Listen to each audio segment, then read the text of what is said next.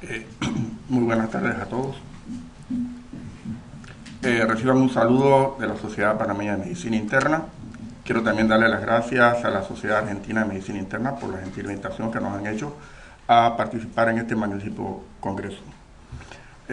Vamos a hablar en esta oportunidad sobre un aspecto importante en mi modo de ver, y ha sido un tema que realmente cuando estudiamos medicinas muchas veces nos lo pasan bastante por alto, que son los problemas de ataque isquémico transitorio, isquemia cerebral transitoria y los eventos cerebrovasculares menores.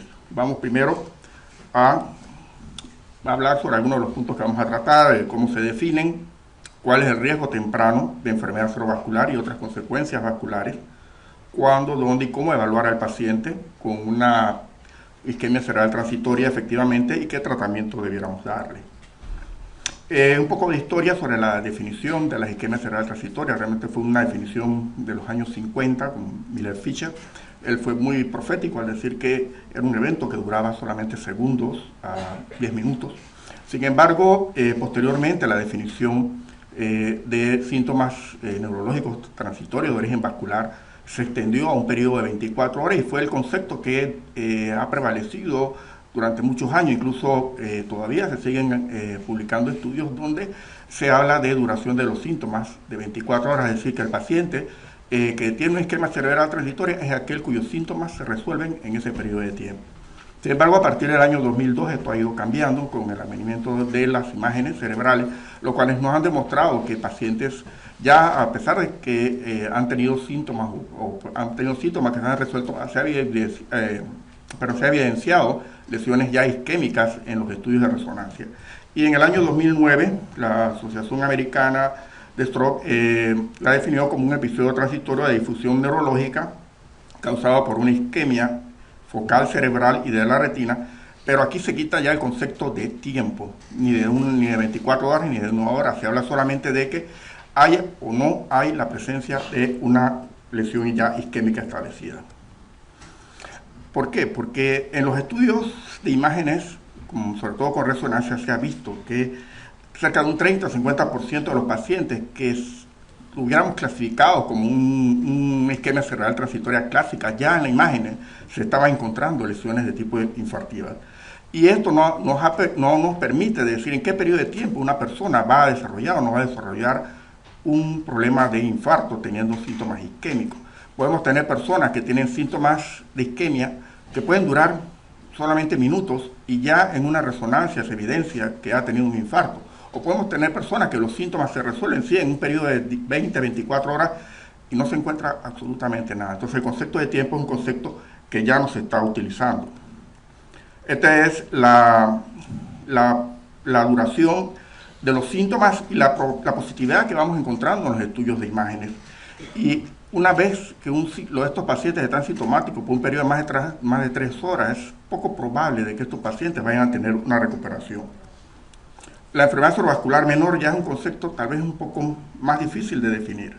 Se habla de un paciente que tiene una buena evolución funcional a corto plazo, es decir, una persona cuyos disfunción, sus síntomas neurológicos no lo dejan con una discapacidad. Y se habla de aquel paciente que tiene una valoración en la escala del Instituto de Salud de Estados Unidos de menos de 3 o una escala de ranking de menos de 6. Es una persona que aparentemente se recupera también del evento, pero por imágenes ya ha tenido un infarto cerebral. Debemos recordar entonces que los episodios de isquemia cerebral son breves. Y esto es un aspecto importante, que muchas veces los pacientes cuando buscan atención médica ya se han recuperado completamente. Y eso muchas veces hace que el médico cometa el error de subestimar lo que ha pasado, de mandar al paciente a la casa, muchas veces sin una valoración objetiva. Y esto muchas veces ocurre porque cuando el paciente llega a un servicio de urgencia, dentro de todos los pacientes graves es el que está mejor. Y muchas veces subestiman esta gravedad. Lo que sí tampoco debemos olvidar que el paciente que tiene un déficit neurológico significativo, no importa que esté dando algún síntoma, haya dado algún síntoma que se está recuperando, debe ser tratado como un ACV y no se debe demorar, ¿verdad?, la implementación de una trombolisis con la esperar a ver si se va a recuperar en las próximas horas. No debemos esperar porque se puede perder un periodo de tiempo muy valioso para esta persona. Cuando se hizo una encuesta en un país como Japón, a médicos generales, ¿verdad? A qué pacientes ellos enviaban a una consulta inmediata porque tenían algún síntoma neurológico transitorio. La mayoría, ¿verdad? La mayoría lo hacía, ¿verdad?, cuando los síntomas persistían, no así cuando los síntomas habían desaparecido. Lo mismo que el mandar un estudio de inmediato de imagen, ¿verdad?, lo hacían solamente si el paciente tenía síntomas, o el paciente que era admitido al hospital era aquel que estaba sintomático, no aquel que ya se había recuperado. Entonces, debemos, para ver la urgencia de este problema, hacer un paralelismo, ¿verdad?, entre lo que ocurre con un síndrome coronario y lo que ocurre con un paciente que está haciendo un evento isquémico cerebral. La isquemia cerebral transitoria es la angina del cerebro. Es la angina del cerebro que nos está indicando que algo va a venir, que algo va a pasar. Es el temblor que nos está avisando que va a venir un terremoto. Así como la angina coronaria motiva muchas alarmas, ¿verdad? Cuando el paciente da un síntoma de angina, todo el mundo corre, ¿verdad?, para hacerle todas las evaluaciones cardíacas para prevenir el infarto.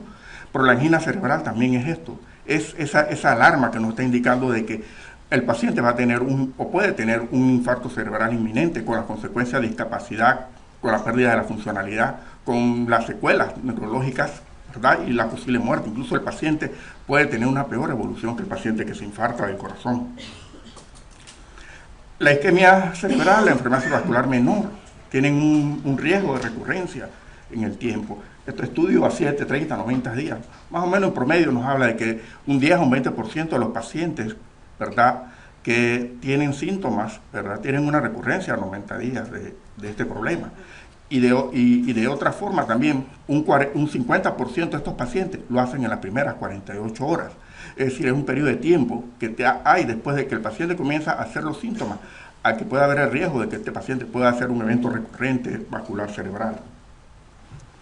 Pero también aquellos pacientes que han hecho este evento en la primera semana, el 50% lo hace en las primeras 24 horas. Es decir, las primeras 24 o 48 horas son los periodos más críticos, más vulnerables que tiene una persona que hace una isquemia cerebral transitoria, un evento cerebrovascular, a poder tener el riesgo a desarrollarnos un evento cerebrovascular mayor. Y es por eso que muchas veces el paciente, cuando se haya recuperado, no debemos subestimar, ¿verdad?, el evento que ha pasado.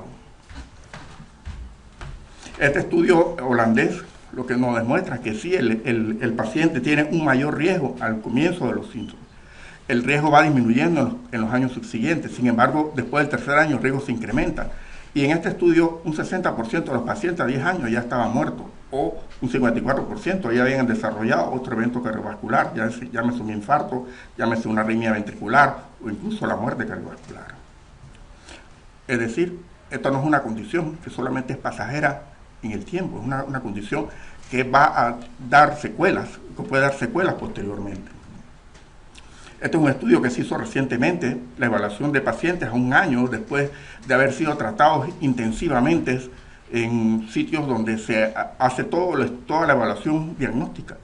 Persiste el riesgo, aunque menos si lo comparamos con los controles históricos, pero el riesgo persiste a un año para recurrencia de los eventos cerebrovasculares o para eventos cardiovasculares posteriores. A 5 años, lo mismo, persiste el riesgo a pesar de todo lo bueno que hemos hecho por tratar de limitar la recurrencia de los riesgos. ¿Y qué pasa también? Se ha visto también que estos pacientes que hacen hipoperfusión, el inicio de esta cascada también va a afectar, ¿verdad?, la parte cognitiva, puede afectar la parte cognitiva de las personas. No es algo completamente benigno, como falsamente muchas veces aprendimos, de que eran condiciones benignas. No son benignas, pueden dejar secuelas también desde el punto de vista cognitivo del individuo. Entonces, en el manejo de estas dos condiciones, porque se manejan en una forma bastante parecida, debemos evaluar cuáles son los mecanismos para estimar el riesgo, debemos estratificar ese riesgo, hacer una evaluación del mismo y un tratamiento que sea lo más efectivo posible.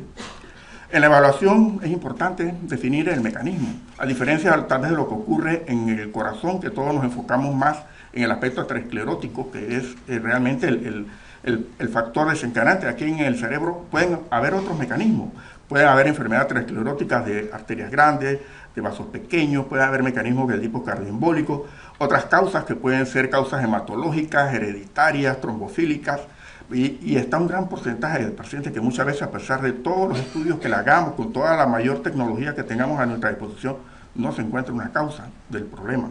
Y esto es muy importante desde el punto de vista de cómo vamos a diseñar la evaluación diagnóstica, cómo va a ser el tratamiento, incluso el pronóstico de estos pacientes. En la evaluación de estos pacientes hay que hacer una historia clínica, y esto es aquí la fortaleza que podemos tener nosotros los internistas. La historia, cómo comienzan los síntomas, cuáles son los factores de riesgo, qué síntomas hay, son positivos, son negativos, porque hay muchos imitadores, hay muchas condiciones que pueden dar síntomas transitorios, ¿verdad?, neurológicos transitorios que pueden imitar un evento de este tipo. El examen neurológico es importante, debemos hacer un examen neurológico completo, debemos hacer estudios de laboratorios básicos, sobre todo para localizar, para detectar esos imitadores, un electrocardiograma para comenzar esa evaluación del corazón de nuestros pacientes. Los factores de riesgo tradicionales que todos conocemos, ¿verdad?, son también importantes que lo detectemos, lo identifiquemos en nuestra historia clínica, lo que son modificables, lo que no son modificables. Nuestro diagnóstico diferencial, ojo, muchas veces nos podemos equivocar. Pacientes que han sido referidos a clínicas de isquemia cerebral transitoria, un 60% muchas veces no tienen problemas de este tipo, sino que tienen otras condiciones que han sido imitadoras de la condición, migrañas complicadas, pacientes que hacen parálisis de tos por convulsiones, síncopes, pacientes que tienen desorden vestibular.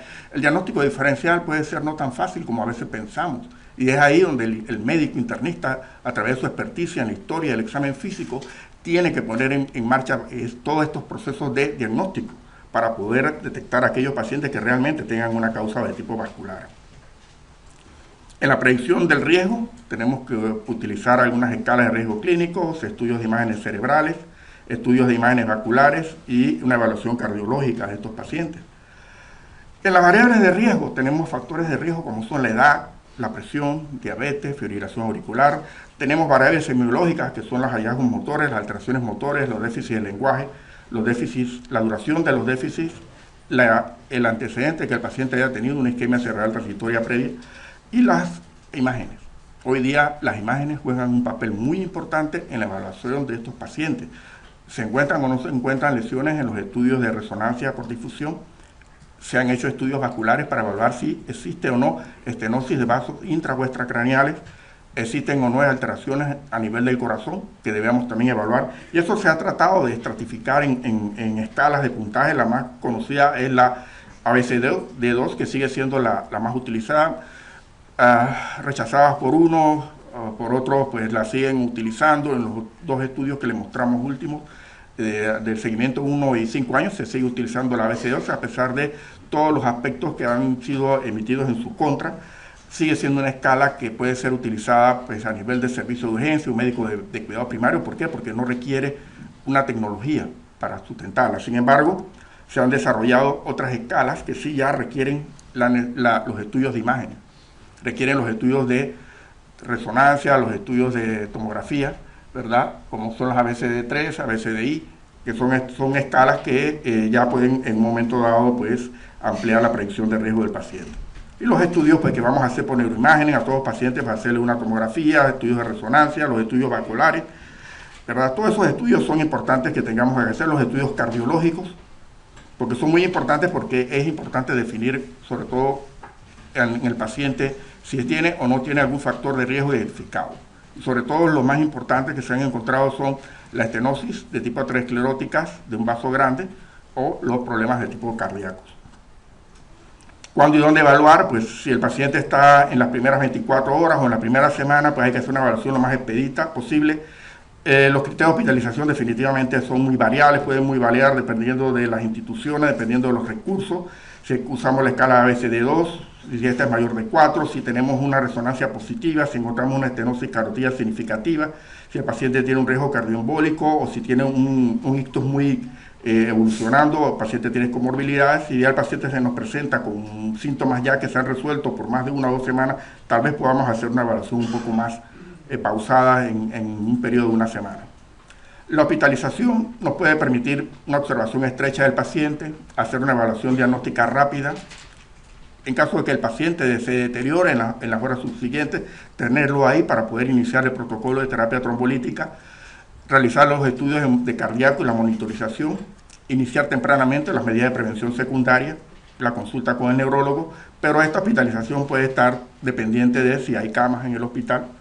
Las expectativas del paciente, si el paciente ya está sano, él no se quiere hospitalizar. Muy pocos pacientes que ya se sienten bien van a querer ser internados, ¿verdad?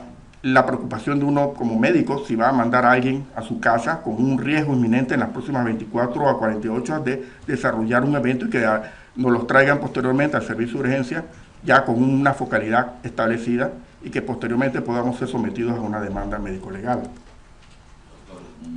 Sí. Evaluaciones ambulatorias, pues también se pueden hacer si tenemos centros de stroke ambulatorios dentro del servicio de urgencia o en clínicas aparte, donde se pueda tener un acceso rápido a la evaluación, donde se pueda hacer una evaluación por especialistas, donde se tenga un acceso rápido a las intervenciones diagnósticas y a los resultados, se tenga una red interdisciplinaria con cardiólogos, neurocirujanos, cirujanos cardiovasculares, y donde se pueda ofrecer también educación a los pacientes sobre los factores de riesgo y de qué hacer en caso de que él presente síntomas nuevos. Se ha visto que esto en lugares pues, que han establecido clínicas ambulatorias de manejo de pacientes con ataque isquémico transitorio ha dado a una reducción, ¿verdad?, de la recurrencia de estos eventos a los 90 días. El tratamiento pues, médico, quirúrgico, todo va a depender del mecanismo. Definitivamente la terapia antiplaquetaria, anticoagulante, va a depender de lo que tengamos, el uso de las estatinas, los tratamientos antihipertensivos, el control de los factores de riesgo y aquellos pacientes que tengan estenosis carotida significativa, pues los procedimientos de tipo quirúrgico o de angioplastía. La terapia dual ya se está recomendando a aquellos pacientes que tengan isquemias cerebrales transitarias o SB menor, sobre todo de etiología aterosclerótica de grandes vasos, ¿verdad? Sobre todo en los pacientes que lo vayan a recibir por un periodo de unas 21 semanas y posteriormente seguir con una terapia de monoterapia. Se ha visto que esto reduce el riesgo de recurrencia a los 90 días, eso se demostró en el estudio Chance y en el estudio Point recientemente.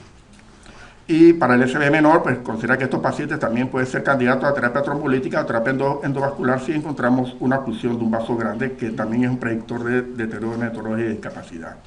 Pero al final, como dijo Piera Marenco, el mejor sitio donde el paciente pueda ser evaluado en una manera eficiente es el mejor sitio, sea dentro o fuera del hospital. Es decir, el paciente no necesita necesariamente ser hospitalizado si se encuentra estable. Nuestros puntos finales, pues que un ataque isquémico transitorio no es un evento benigno, lo mismo que una enfermedad cerebrovascular menor, es un presagio ominoso de futura morbilidad y muerte, que muchos pacientes acuden con resolución de los síntomas y no se les da la atención urgente que requieren, que es una oportunidad que se tiene de prevenir un infarto cerebral y la discapacidad que conlleva, que debe hacerse una evaluación urgente de los factores de riesgo, mecanismos del infarto y comenzar las terapias preventivas tempranamente, que la evaluación debe hacerse en el mejor sitio posible donde pueda hacerse en forma eficiente, y lo otro importante es la educación. Creemos que la educación es un aspecto importante, que muchas veces sobre la enfermedad cerebrovascular no se hace la educación que se debiera hacer para prevenir este evento. Y tiempo es cerebro, y cada minuto cuesta. Muchas gracias.